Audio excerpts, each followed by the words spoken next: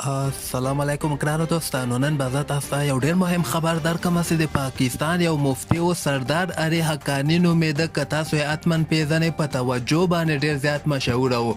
یعنې تقریرو کې به د همیشه دغه لغت ډېر زیات کاروه چې توجه به یې ویلې، نو ډېر زیات همدغه توجه په وجه باندې د ډېر زیات شهرت هم پیدا کړی و، یعنې ډېر زیات مشهوره سوی و. خو لږ ساعت مخکې دغسې خبر راغلی ده چې د یو موټر یې ټکر کړی ده او خپل ژوند یې له لاسه ورکړی ده.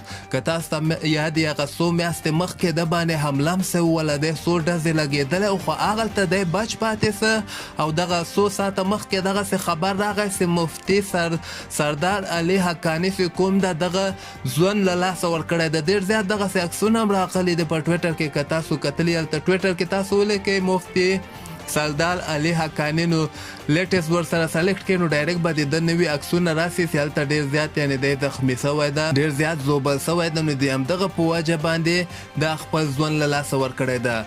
نو دغه ژوند باندې بیخي اعتبار نه ده کول پکار. ګوره تاسو وګورئ چې هغه څو ورځې مخکې دی په ډزو باندې لګېدلی او هغلته بیا هم الله پاک بچ که، او دغه یو ساعت مخکې دغسې خبر راغلی چې د دره ادم خیل کې موټر ټکر کړی او خپل ژوند یې ځای په ځای سوی ده، یعنې هسپتاله پورې دی رسېدلی هم نه ده، هلته ځای په ځای سوی ده. نو ژوند باندې بیخي اعتبار نه ده کول پکار. موږ او تاسو ته پکار ده چې څومره ښه کارونه وکړو، توبې وباسو، دغه به د موږ لپاره بهتره وي. نو الله پاک دې دغه مفتي وبخښي او کورنۍ ته دې د زړه صبر وکړي. خپل نظر هم لاندې ما سره په کمنټ کې شریکولی سئ او همدغسې تازه خبرو لپاره تاسو دغه چینل هم در سره سبسکرایب کولی سئ.